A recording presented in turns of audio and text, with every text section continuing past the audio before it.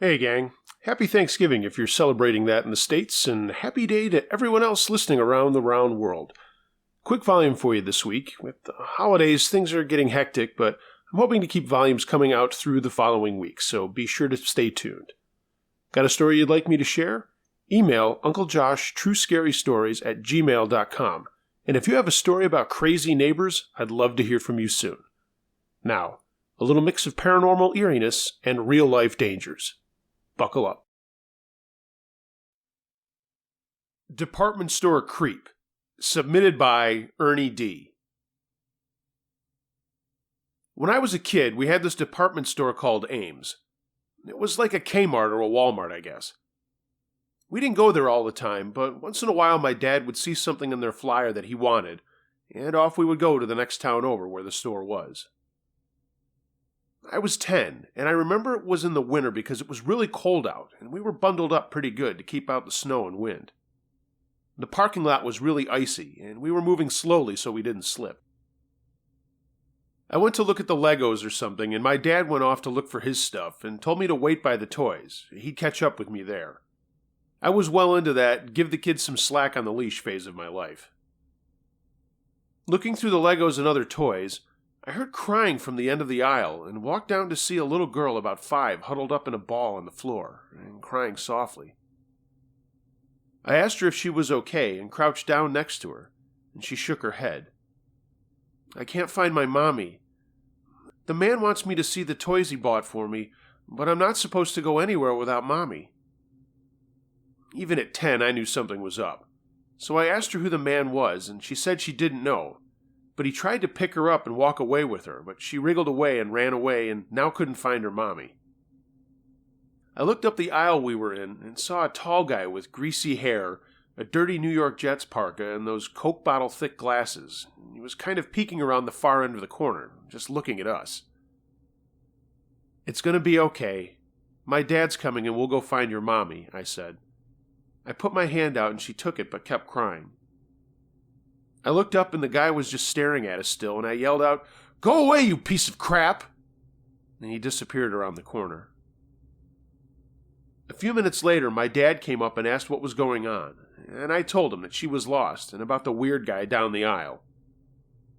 At this point, I should say my dad was only 5'6", but he was 82nd Airborne and not a guy to be messed with. Heart of gold and loyal as all hell, but he didn't take shit from anyone and had the presence that told you to not even try. I could see he was on full alert. You get used to seeing that look when you grow up with a man like that. He bent down with us and said, "Okay, sweetheart, let's go find your mommy." I helped her up and kept holding her hand, and we started walking down the aisle. And I pointed out the My Little Pony stuff to her and asked if she liked that. Just something to get her mind off of things. She nodded and broke out a little smile. We got to the front of the store, and my dad looked for a cashier or someone that could make an announcement on the PA, when up comes tall, creepy guy saying, "Oh, thank heavens! Where have you been? I was looking all over for you." My dad just stares at him for a minute and says, "Who are you?" in a slow and deliberate way. The guy stammered for a second, but then said he was her uncle, and that her mom was outside looking for her, thinking that she had gone into the parking lot looking for her, and now he was going to bring her out to the car so they could all leave. The guy leaned forward and said, "Are you okay, Pumpkin?" The little girl kept her head down. My dad said, "Back up," again in that command presence tone of voice, and the guy did. "What's her name?" The guy stammered again and said, Her name's Alicia," in a "I'm trying to sound real convincing, and how would I not know my niece's name" kind of way. I asked her if that was her name, and she shook her head. Before my dad could do anything, up comes a frantic-looking woman reaching for the little girl. "Is this your mommy?" I asked, and she nodded and jumped into her mother's arms. The creepy guy was slowly kind of backing up towards the front door, and my father asked the mom, "Is this guy her uncle?" The woman looked up with eyes as big as dinner plates and blurted out, "No!" The little girl then said that he tried to pick her up and carry her, and that's when the guy tried to make a break for it. My dad saw a manager come out of an office and yelled, "Call the police, right now!" The creep then blasts out the front doors, but forgot how slippery and cold it was, and down he went, right onto his elbow. We saw him writhing in pain, but still get up and move to a red van. My dad ran out and stopped him from getting inside and driving away, even though the guy was trying his best to get around him. He was holding his arm, and we found out that he did break it on his fall, so there was no way he was getting past Dad in that shape. The police showed up and talked to everyone about what had happened, and thanked me and my dad for helping out as well as the manager. I also distinctly remembered him telling my dad it was smart for him to just hold the guy where he was and to not really do anything to him. Dad took me back inside and told me to go get whatever Lego set I wanted for being brave and helping out the little girl. Her name was not Alicia, it was Stacy. Dad gave the mom and the police his phone number and address in case they needed anything else. She was so thankful we found her little girl when we did.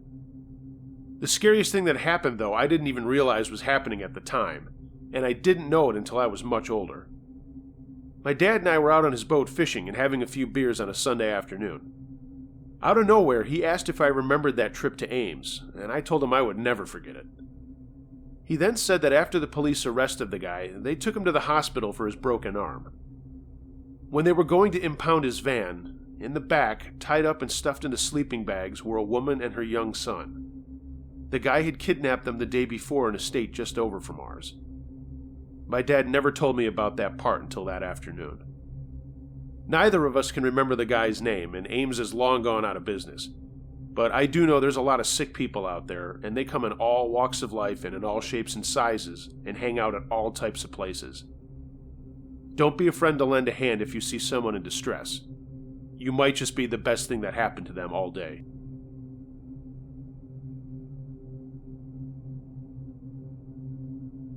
Something Strange in New Orleans, submitted by Jeff. This story has been with me for 20 years, and I still don't know what happened. There's a little bit of backstory, so please bear with me. It was January of 1997, and the New England Patriots had just defeated the Jacksonville Jaguars in the AFC Championship game to advance to Super Bowl 31. My brother Jay and I were season ticket holders, and the Pats were raffling off around 10,000 tickets to attend the Super Bowl in New Orleans.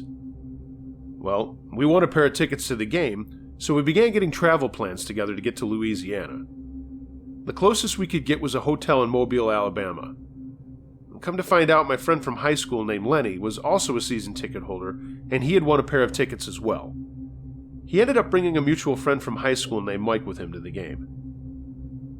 Lenny somehow found a room in New Orleans, renting from a lady who lived about a 10-minute walk down Canal Street to Bourbon Street. So the time came that Jay and I flew down to Pensacola, rented a car, and drove to Mobile to our hotel. Now, before we left, Lenny and I traded phone numbers of where we would be staying. Remember, this was before cell phones were popular. This way we could meet up when we got to New Orleans. In a few days, I called Lenny, and come to find out the lady he was renting from had an extra room available for $100 a night. This was a no-brainer, so we spoke to the lady and made the arrangements to stay in the extra room at her house. Jay and I left the hotel in Mobile and headed to New Orleans. So we got to the house, parked the car, and went into the house to meet her and see my friends. The house was located basically in a ghetto, but we spoke to the people on that block and they were really friendly. They watched out for our rental cars and gave us tips about the good and bad areas of the city. The lady was really nice and we had a great time while we were there. Below our room was the room her mother stayed in. I only saw her once, but she looked like a bedridden old lady, probably in her late 80s or early 90s. So we would go out and do the Bourbon Street thing, partying late until the night. And now here's the thing, at least in my mind. When my brother and I would come into the house, usually around 2 in the morning, we made sure we were very quiet so as not to wake anyone up. My friends were a little different. Around 3 a.m., they would come barging into the house completely drunk and basically waking everybody else up. I attribute this to them not being able to handle their alcohol, but I digress. The thing was, they would come up the stairs being loud and obnoxious, and I would hear the mother screaming at them to shut up along with other things. This happened probably for 3 nights. So the game finally came, and we lost to Green Bay. Oh well, I think the Patriots had done pretty well since then. Anyway, we flew back to Providence and headed home. And this is where it starts getting crazy. After a little while back home, maybe a week or two, maybe a month, this is what happened. I was laying in bed, my room was in the basement, and it was very late, and I heard someone or something call my name, Jeff. It sounded like my mother. I was suddenly unable to move my body. I remember hearing this weird sound in my ears. It started quietly, grew to a crescendo, and then faded away. The best way I can describe the sound was like when you go into an air shower room, like if you have to go into a clean room where there could be no dust, but your ear would be up against the air jet. When the noise left, I could finally move again. I was covered in sweat and my heart was pounding. I never opened my eyes, I was too afraid. I remember looking at the time. It was 2:39 a.m., and obviously I didn't get any sleep the rest of the night. The next day I told my brother and parents about what had happened. They didn't know what to make of it. My mother thought I brought something back with me from New Orleans. I would listen to music, popping in a few CDs to get rid of the silence at night. About a week later, I woke up. I didn't notice the time, and the CDs had finished playing, and I had that feeling of being watched. Then I heard it call, "Jeff!" Then I specifically heard footsteps coming from the doorway towards me. The same thing happened again as before. I cannot describe the sheer terror I felt as this was happening to me. I would say each encounter lasted between 30 seconds to a minute. The next day I found the crucifix that I hung on the wall, and I put it in the peg of my bed. I had the bottom bunk of bunk beds in my room, and my brother had the top bunk in his. After that, it moved, but only from me. Its next target was my brother. He experienced this phenomenon 3 times. Only when it called his name, he heard my voice. He had the exact same experience as I did, down to the letter. Then my father was attacked once. Same experience. And after that, it was over. It's been 20 years and I still don't know what happened. I do know New Orleans is renowned for voodoo culture. Did that old lady put a curse on us because Lenny and Mike were being idiots in the middle of the night? Was it a demon or a ghost? I never spoke to Lenny or Mike after that trip. Our lives just took different paths, so I don't know if they had the same experience as we had. This came up recently, as our mother had just died in August, and I flew up from Texas to deal with her estate and anything else from our father's death a few years ago. Jay and I were talking about it, and my mother still believed it was something that followed us from New Orleans. If anyone has had a similar experience, please share it. Maybe it will help me shed some light on what happened. I'm sorry about the length of this story, but I'm glad I got it off my chest. Blood Walls. My 2 best stories come from when I was in college at Vincennes, Indiana. It's a small town in Vigo County near Evansville and Paoli. And that's for those of you interested. A quick walk across some bridge, whose name I can't remember, would take you into Illinois.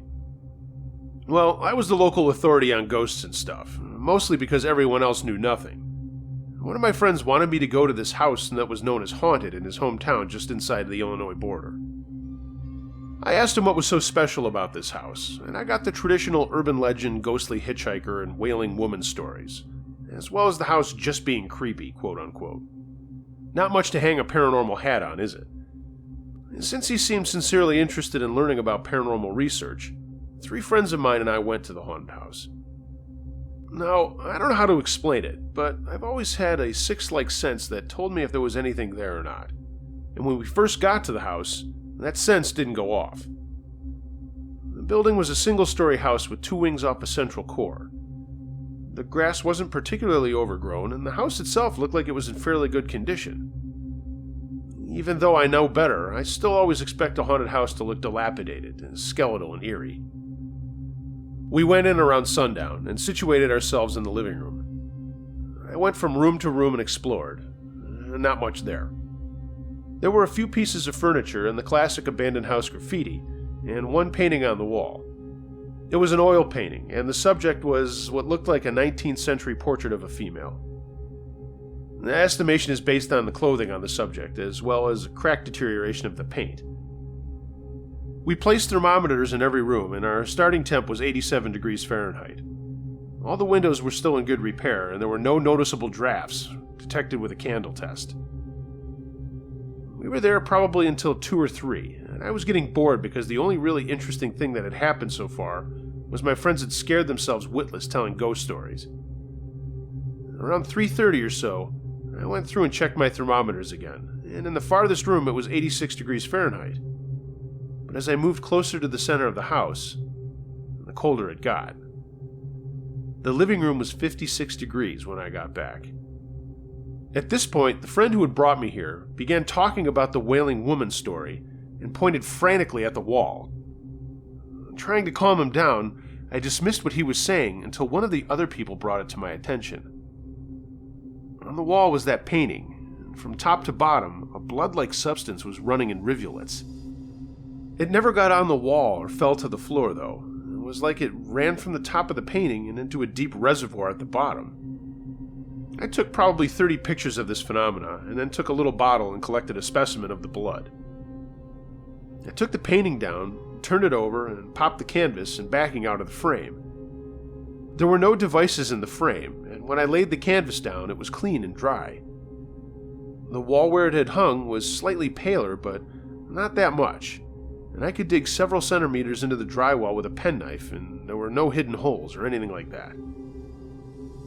Against my better judgment, everyone had decided that this was not a place they were wanting to be, and they wouldn't let me carry out the painting back into the car, so all I had to show for it were some pictures that came back too fuzzy, too exposed, or too dark to be of any use, as well as my little specimen bottle. I took it back to my dorm, sealed off the top with wax, and froze it. My sixth sense haunt ping never went off until the temperature dropped, which was kind of unusual. I've been in haunted but dormant houses before, and my sense still pings, but this one was like something was hiding. My guess is the picture was haunted, although that doesn't explain why other rooms exhibited the chill factor. As a note, I still have that bottle. I unfroze it 2 years later to give it to a medical student who could verify if it was blood and what kind. He came back saying it wasn't typable, and he just couldn't find a specific type, but he said it was consistent with human menstrual blood. Pretty sick. I searched backgrounds, and I couldn't find anything odd about the house or the site, and the painting was gone when I went back recently. All of this happened in August 1991, and the blood in the bottle is still liquid. I've been investigating paranormal activity for years, and this is the most solid, yet the most elusive case I have ever worked on. Proof something happened, but really of nothing else.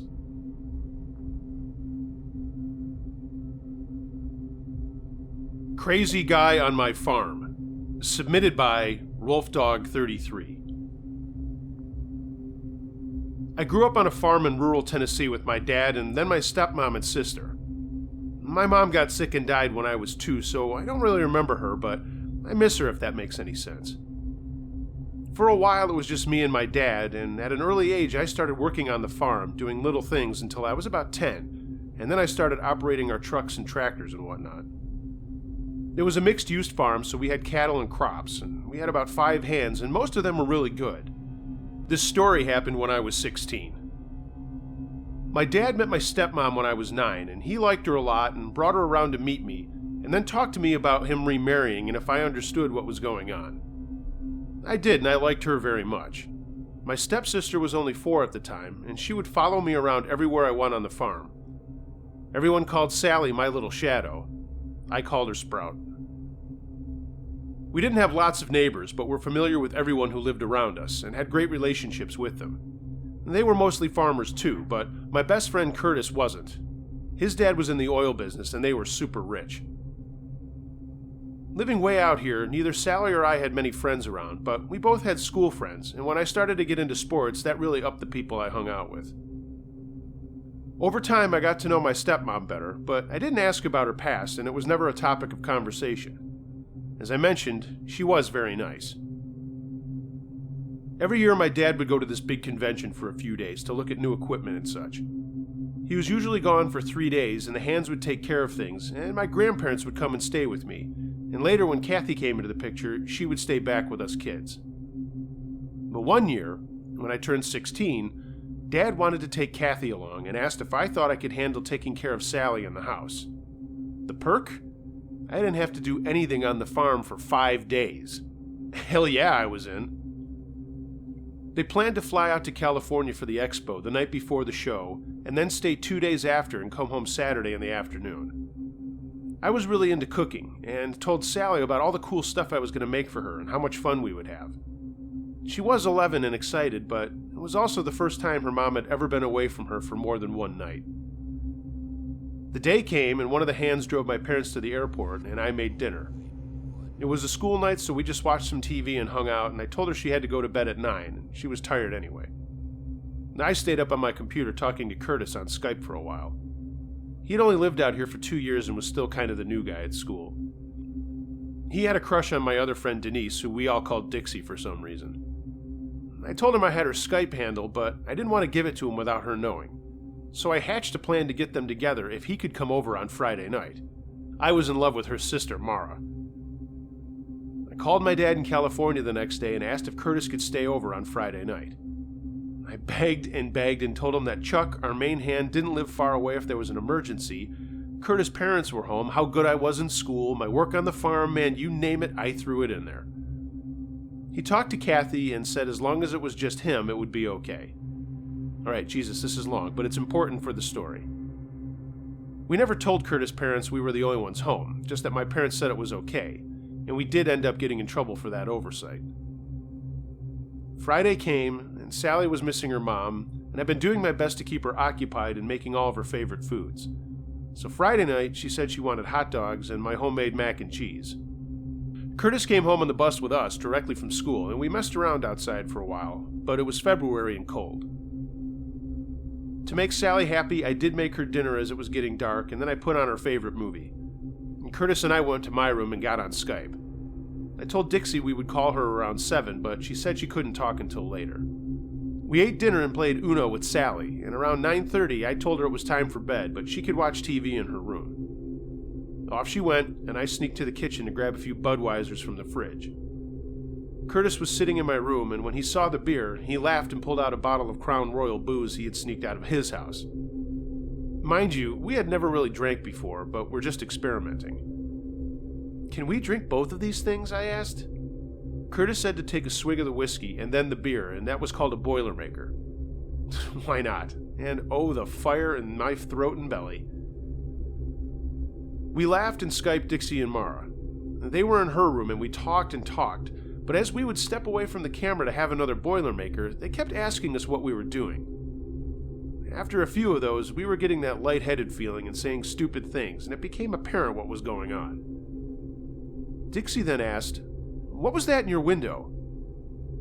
My bedroom is on the first floor. It used to be a sun porch. All of the other bedrooms were on the second floor of the house. My desk was against a wall with my computer facing the windows behind me, and most of them had curtains, but directly behind me they were open. I was buzzed and said, "What?" "There was a face in the window just a minute ago," said Dixie.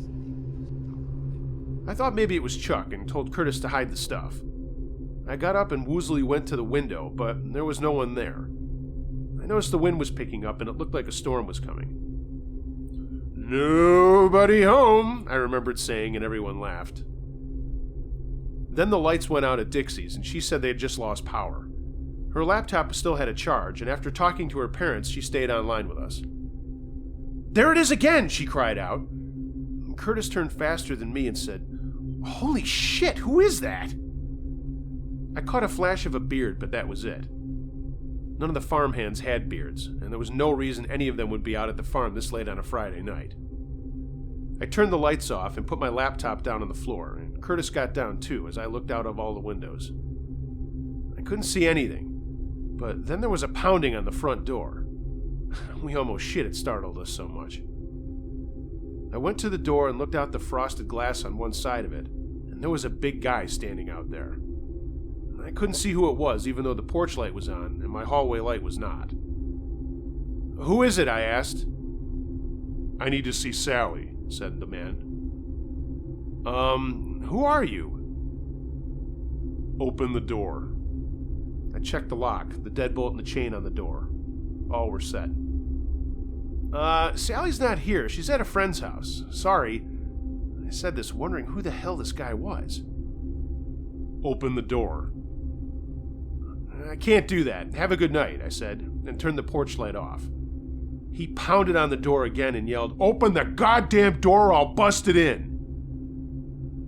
I backed away and ran to my room to get Curtis. He heard the last part of that and was like, "What's going on?" I told him to help me check the windows and doors to see if they were all locked, and the minute we went into the living room, our power went out. The guy was still banging on the door and yelling as we fumbled through the dark room, buzzing and having that slow motion effect going on. I checked the kitchen door. It was locked, and all the windows and everything else was secure. The banging stopped. Curtis and I joined up in the living room again, and I was getting ready to call my dad when there was a flash of lightning, and we saw the guy standing outside the dining room window that was open to where we were. He was tall enough so that his face was in the window, and he was a big, big dude. He moved to the back door and yelled that he was there for Sally. I immediately ran upstairs to her, and she had fallen asleep watching TV. I crept to her in the darkness and whispered, "Wake up, Sprout, wake up." She flinched a bit and then said, "What's going on? Why are you in my room?" I said, "Shut up and listen to me, Sprout. You have to get up. Something's wrong and we need to hide." There was a sound of breaking glass downstairs, and I pulled her out of bed and tried to think what I could do to get her to the basement and hide in my dad's hunting room. It had a massive steel door, and I knew we would be safe there. I told her to follow me and grabbed her hand. Now, the first room after you get up the stairs to the second floor of my house is our bathroom. So in my haze, I thought we could hide there, and chances were this guy would go to another room first, and we could make a break for it to the basement. To be honest, I had forgotten all about Curtis. I heard the guy yelling all kinds of shit like, "Get your ass out here, you little shit! I want Sally now!" He was banging into furniture in the dark, and then I knew he was in my room looking, because I had set up some dominoes in a line and they all went down clicking. Then he was back in the living room. He just stood there and called out so sickly sweet, "Sally! Where are you, little darling?" Sally was shaking and starting to cry, but I told her, "You have to keep quiet, Sprout." Footsteps came up the stairs and we froze solid. I saw his dark shape go past the crack in the door. He had a big knife in his hand. "Where are you, sweetheart?" he sang out. I waited and waited until I knew he was in my parents' room, and I whispered, "Sprout, now, Dad's room in the basement." She didn't want to leave me, so I pushed her a little and followed her out. Blindly, we ran down the steps, and in my stupor that was wearing off pretty fast, I knocked a chair over at the foot of the stairs as Sally shot across the room. Curtis saw us from the doorway of my room and came out. He had hidden in my closet. "Follow me!" I screamed as the sound of running steps came down the stairs. The guy hit the chair and yelled out as he tripped and slammed into the floor. I didn't look back as Curtis and I ran to the kitchen, and that's where the basement door was.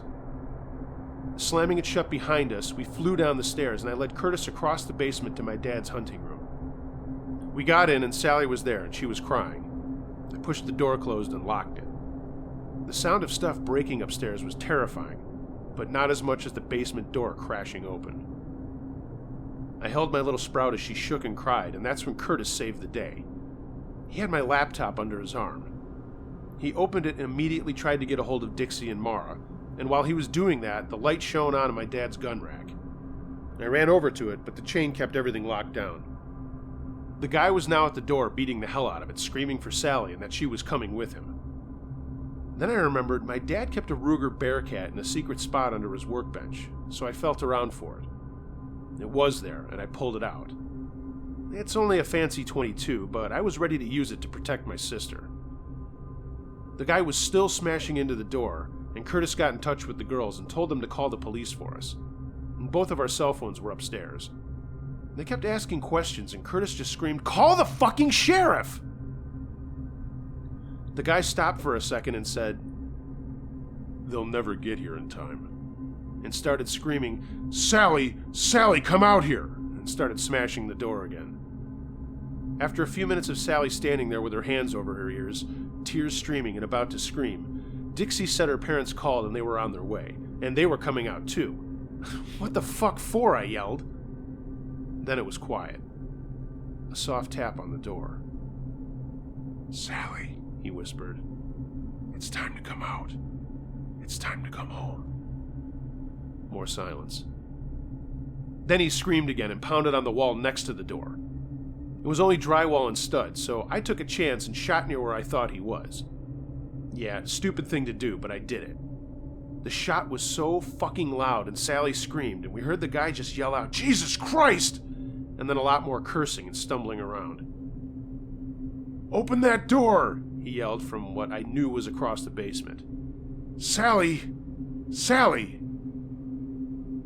It took another 15 minutes before we faintly heard sirens and then the footsteps upstairs. I yelled that we were in the basement, but I didn't know if they would hear us. But it didn't take long for them to get down there, and we heard voices shouting, "Freeze! Don't you move!" There were more commands and a knock at the door.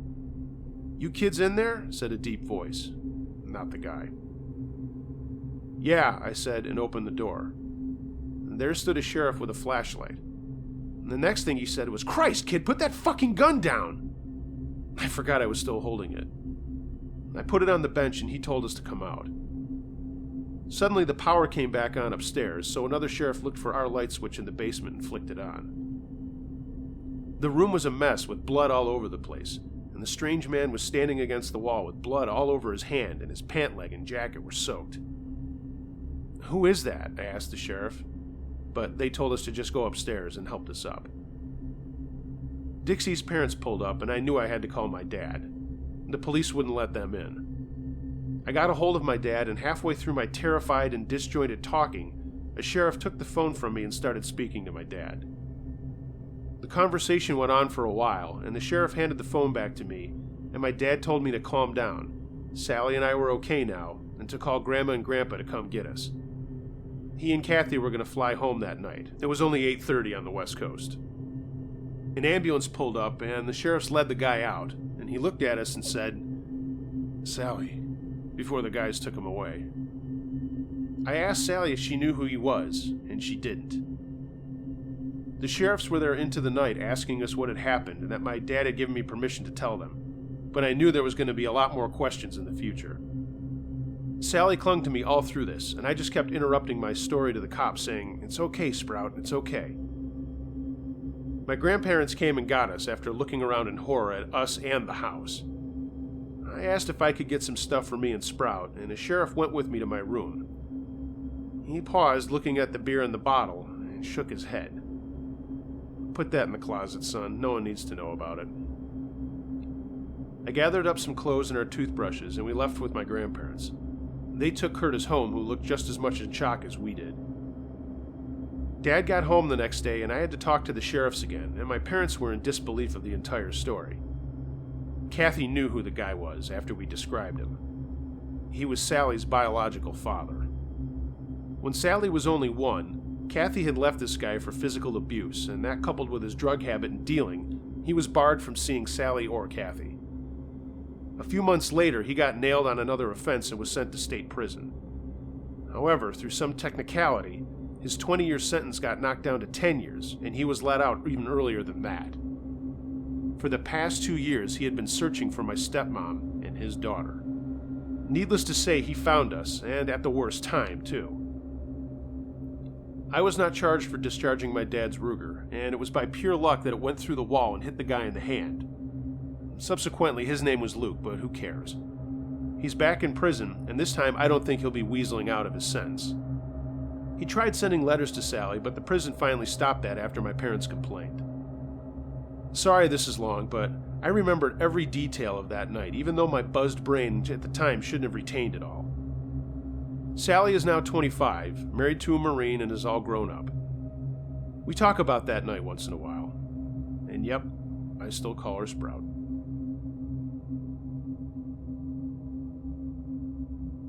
A Babysitter Story by Jocelyn. Ever since my aunt told me ghost stories from the barn she worked at, I have been fascinated by the paranormal, but nothing particularly frightening had ever happened to me. That is, until I took a certain babysitting job a few blocks down from me. When I first entered the stuccoed mansion, I felt there was something a bit strange about the place, but I let it slide. The home itself was lovely and warm in appearance. The children were delightful, 2 blonde little girls aged 16 months and 4 years old.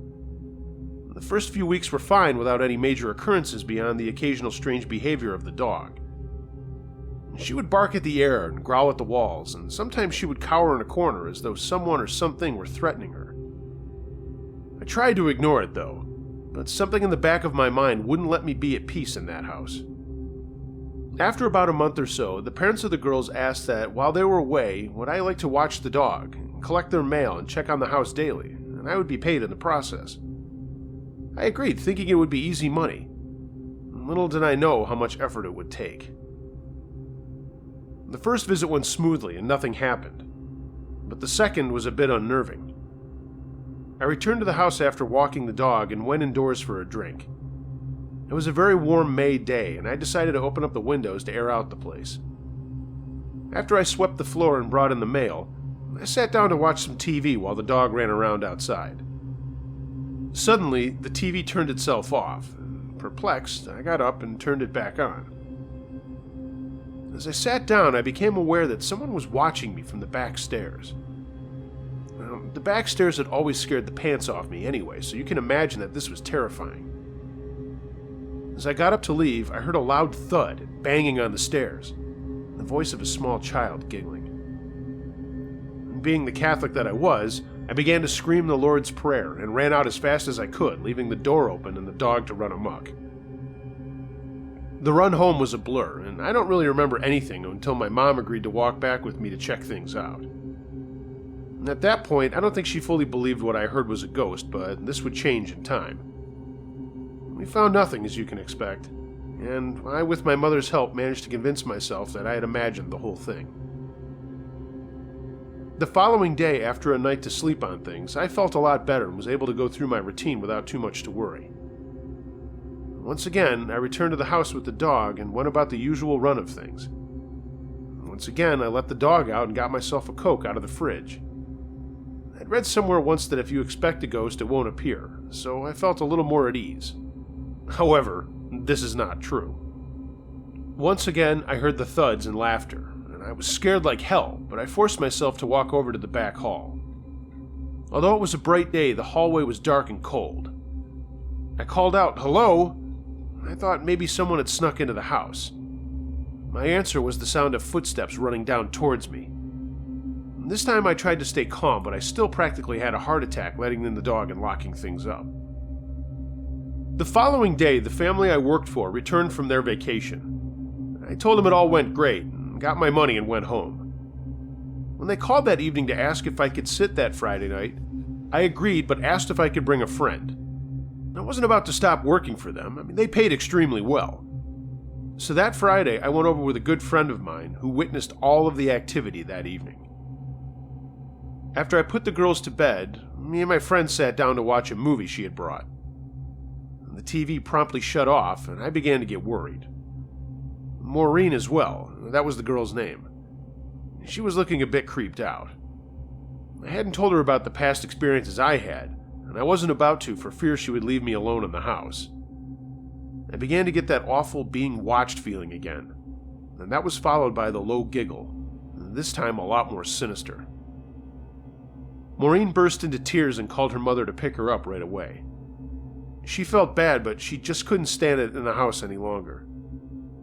After she left, I tried to calm down, but I knew things were at a climax.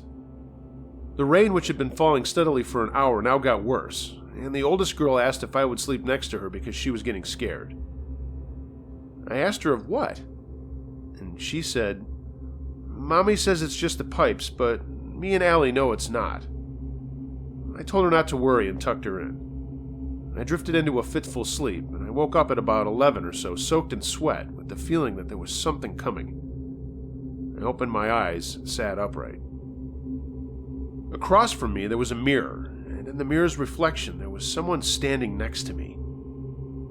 I looked next to the bed and there was no one there, yet when I looked in the mirror, there definitely was. Presently the girl woke up and the image disappeared. But the terror was not over yet.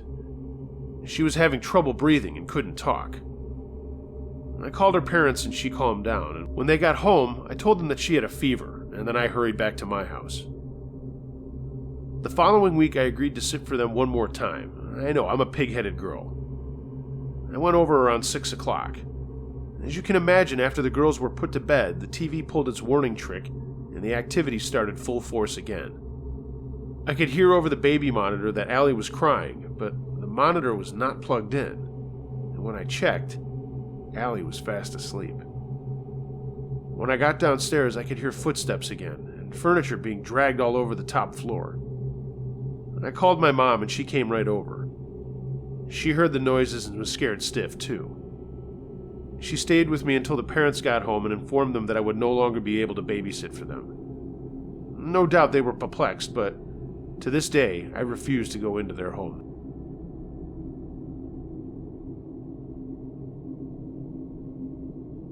The Bartender. My family's had many instances of spirit sightings. Most of them have been family members who have passed on, just saying goodbye. Sometimes, they've come back after their deaths just to let us know that they still love us and are watching over us. Well, this particular story has nothing to do with my family, and everything to do with a restaurant my husband worked for before he was transferred to a different location of the same restaurant chain. This particular chain of restaurants, and I will not name them, I really don't feel like being sued, they usually rent or buys older buildings that have a history. This particular location used to be a restaurant called the Valley Fort, and that restaurant had been around for a while before the restaurant my husband worked for bought the place. The very first time I visited, I got a strange feeling just walking in the door, and after a while I noticed odd things here and there. Since it's a restaurant with a full bar, late nights are not uncommon, and I had the experience several times of sitting in that bar and hearing someone walk around over my head. You can't get on the top of the roof of the restaurant without specifically knowing how to get up there. It's not easy, and even then, there's nothing really to the roof itself, nor would you attempt it at 1 a.m. One night, while sitting at the bar, I saw movement out of the corner of my eye. Once again, it was a late night, and I was the only person actually sitting at the bar. I was just there watching TV. I turned my head to watch in sheer terror as a wine glass turned, all by itself, from upside down the way the bartenders place them, to right side up. I had odd experiences like this from time to time, and finally asked my husband if he knew the place was haunted. Shortly after that, one of the cooks told him that the place had a ghost without him even asking. Then, his district manager told him that he had an experience there once when he'd gotten there in the morning with one of the cooks as they were both in the office. They both heard someone calling the district manager's name. They split up and searched the restaurant and found no one there. It was just the two of them. Another cook talked about cold spots and seeing the outline of a person sometimes. Finally, the district manager told my husband that they knew who the ghost was. I will not name him. If you name something, you can very well summon it, and I really don't care to do so. The district manager told my husband that the ghost was a bartender for the Valley Fort who died behind the bar one night of a heart attack. He was very well liked and by all accounts very friendly. Well, the experiences kept happening, and stupidly, I started saying goodbye to him at night, calling him by name. I learned my lesson by doing that, because after that, the last night that my husband worked there before we was transferred out, was the last experience I had happened. That particular night, I was sitting in the office with my husband, just chatting, and I decided to go up front. As I was in the doorway to the office, in between the office and the kitchen, I heard a deep, booming voice say, "Well, hello!"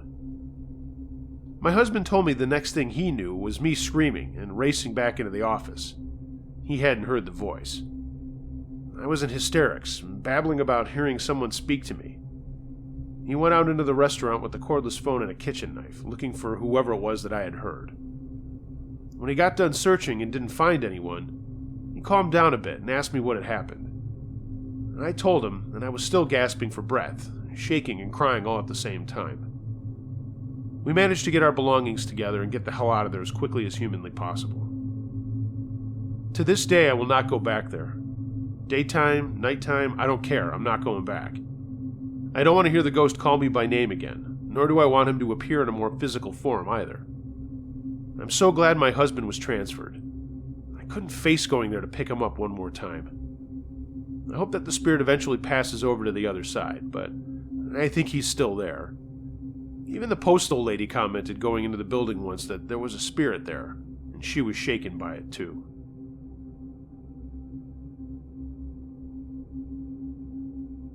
Unexplainable Experience by Nufflebomb21.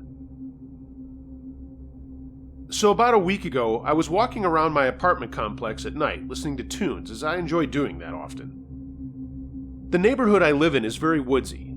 I live in New Hampshire, and my neighborhood only consists of apartment buildings that are spread apart. It gets pretty dark outside.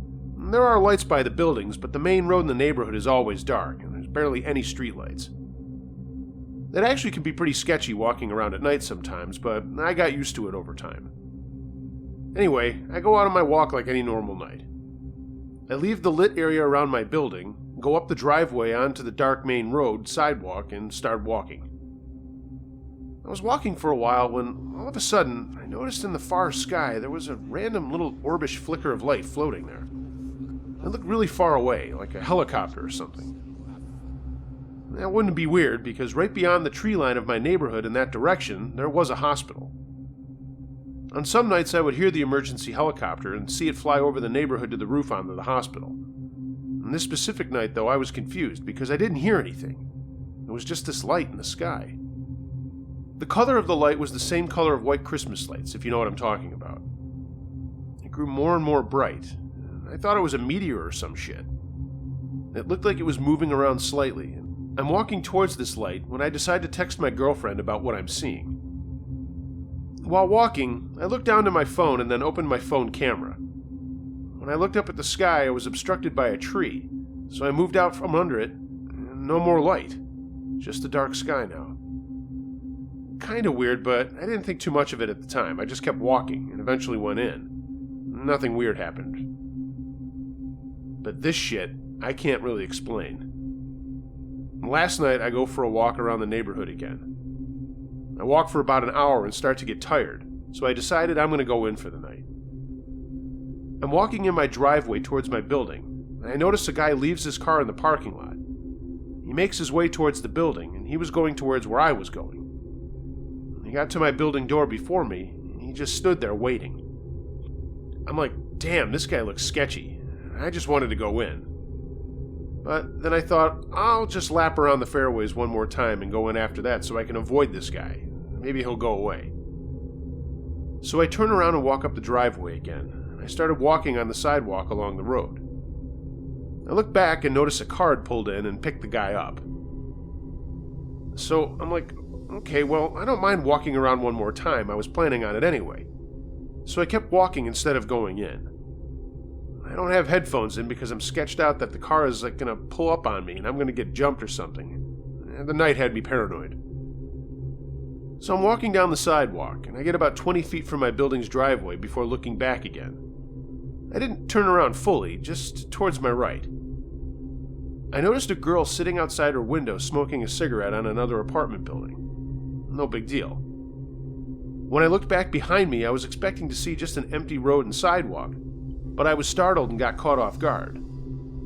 I didn't see him at first, but I saw a man about 10 feet away from me with a big tan coat with a collar. There was a scarf covering his face, and he had a hat on. He was walking slowly in my direction on the sidewalk.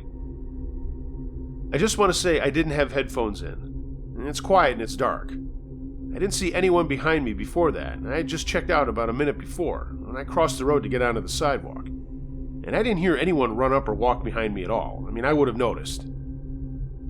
So now I'm like, fuck this. I turn back around, start speed walking to quickly get around the corner that's about 10 feet away from me so I can turn right onto a street and avoid him walking behind me. I turn the corner and look back, expecting to see him walking down the road, but nothing. All I saw was the girl, sitting in her window smoking. I looked to see if he had turned around. Nothing. I checked across the street, and still nothing. He literally vanished. He was nowhere. I didn't hear running or footsteps. I didn't see him anywhere, and there were no cars on the road he could have gotten into. In the less than 30 seconds it took me to turn that corner and look back, the man who was just 10 feet away from me was gone, nowhere to be found. From where he was standing, I just don't understand where he could have gone without making a sound. There wasn't any possible routes that would get him out of sight that easily and quietly. And the creepiest part about this is I couldn't see his face at all.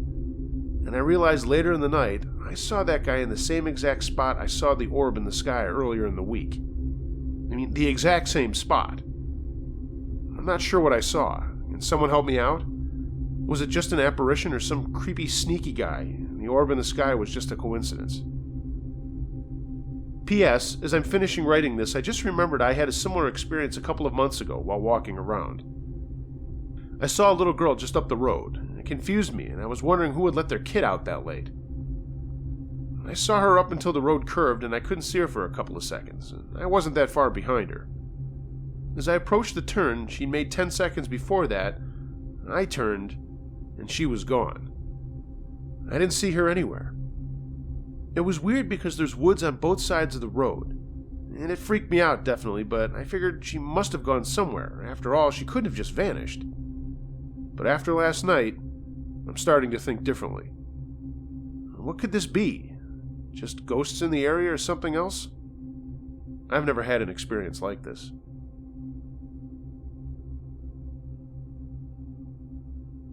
My Slipper, submitted by Racer X. I'm a male in his late 40s, and have not really experienced anything exciting from the supernatural. But about 5 years ago, I was in my apartment sleeping in my recliner, and I happened to be still wearing my slippers when I fell asleep when this happened. Let me describe what was around me. Immediately to my left was a little stand with a lamp and my phone, and in front of me and a little bit more to my left was my TV tray, which was very close to me, and if I had extended my legs out, would have kicked it across the room. To my right, next to the arm of my chair, was another TV tray that had some books and the remote to my TV. I had woken up, and my eyes weren't really all the way open, but I realized my right slipper was off my foot, because I could feel the coolness of the air from the floor, as well as the carpet on the bottoms of that foot. Being lazy and exhausted and not wanting to get up, I fumbled with my right foot to try to find the slipper, to no avail. So I said to myself, the hell with it, and went back to sleep. The next morning when I woke up, the sun was shining through my window. I was sleeping in since it was a Saturday, so I didn't have to get up early. When I finally opened my eyes and started to adjust to what was around me, I immediately burst out laughing, but then became kind of confused and weirded out when I saw that my right slipper that was missing off my foot in the middle of the night was now in the TV tray directly in front of me, with the front of the slipper facing me. So as I stared at my slipper on my TV tray, I reached over, grabbed a smoke, and tried to analyze how that damn slipper got on the tray. If I had kicked it in my sleep, which I have in the past, that tray would have went sailing across the room. So for me to kick up my slipper in the air and onto the table, I would have to be like Jet Li or something. Putting my cigarette out, I sat there and tried to move my leg into every position I could to justify how that slipper got on the tray, but I just couldn't do it. I've told this story to a few people, friends and family and such, and they too have laughed, and some have just looked at me and said, well, maybe it was a ghost, and he or she heard you complaining about not finding the slipper with your foot, so they just wanted to make sure you saw it first thing in the morning. In the end, I still can't explain how it happened, but all I can say was thank you to whoever or whatever found my slipper. Our Fort, submitted by The Only One. I grew up in a suburban town in upstate New York, and at the time, the big things for us kids to do was skateboard and ride BMX bikes.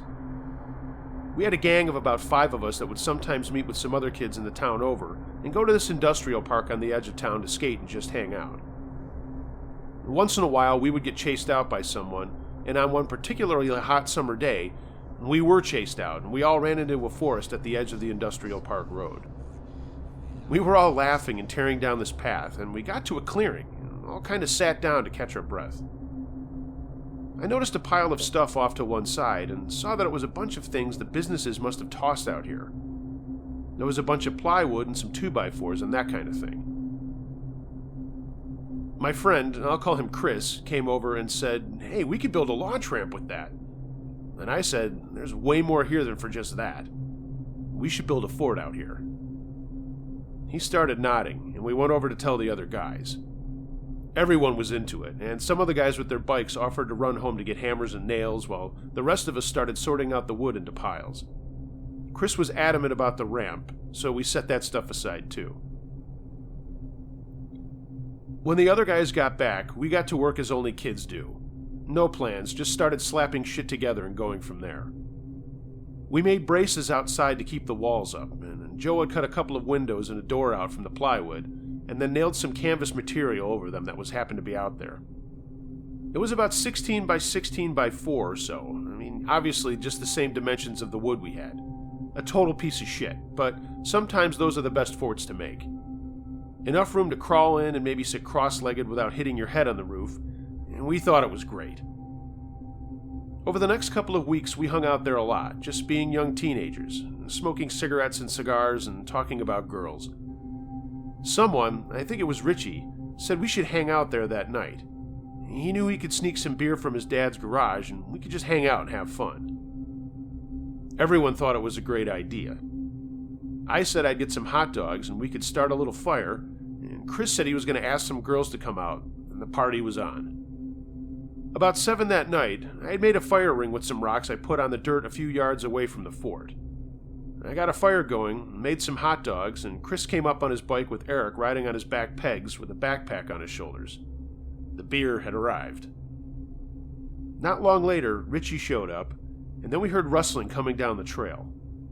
We all scrambled to hide the beer, but it was only the 3 girls we knew from school that he had invited. We all sighed with relief and went back to having fun. We showed the girls the fort, and I'm not sure girls that age are impressed with that sort of thing anymore. They were more interested in us all going to dances and stuff like that. Around 9:30 they had to leave, and I put the fire out, but not before promising we would meet them to go swimming the next day. We all wanted to stay longer, so we went back into the fort with flashlights and just sat around smoking and drinking the beer. I think Chris only brought a 12-pack, but I'm sure we were all a little buzzy. I mean, we were just kids. Suddenly, there came a loud whoomp from outside. A piece of plywood had fallen in front of the door. Richie was closest to it and pulled the canvas back, and yep, a piece was covering the door. He pushed at it, but it wouldn't budge. That was odd. I looked out one of the windows on the other side, but only saw the darkness of the summer night. I remember Chris was having a cigarette, but then I started smelling other smoke, like campfire smoke. That's when Richie yelled that there was smoke coming from outside the door, and the door itself was warm. We started freaking out, with Eric and Richie trying to kick the door out, and Chris said, just fuck it, let's go out the windows. I thought we might be able to push down a whole wall, but we had braced them too well, so it was the windows or nothing. Smoke was really coming in now, and everyone was scrambling to get out the little windows. Thankfully, we all did, and could see there was a fire right outside the front door and on the sides of it, too. The plywood had been braced, and I don't know how we didn't hear that. Who the hell had started it? And it was nowhere near our fire pit, so don't ask. We all started throwing dirt on it and got it out, all the while saying, "What the fuck? How did this happen?" We made sure the fire was out and called it a night. And we didn't go back to the fort for 2 reasons. 1, the next day we did go to a pool to swim with the girls.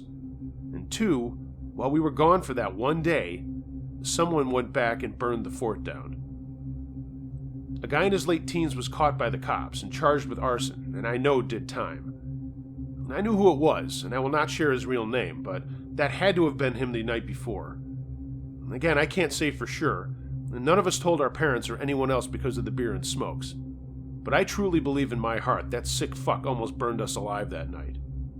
All of my friends still agree on that.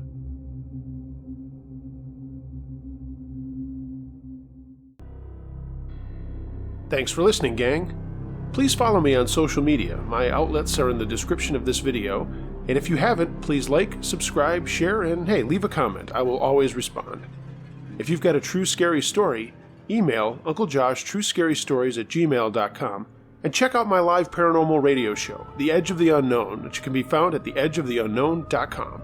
It airs Sunday nights at 8 p.m. Eastern. And if you feel so inclined, hey, leave me a tip at my Patreon page. That's also below. Take care, everybody. Be excellent to one another. And remember, be wary of things that go bump in the night. Could be anything. ghost, a monster, or the guy next door.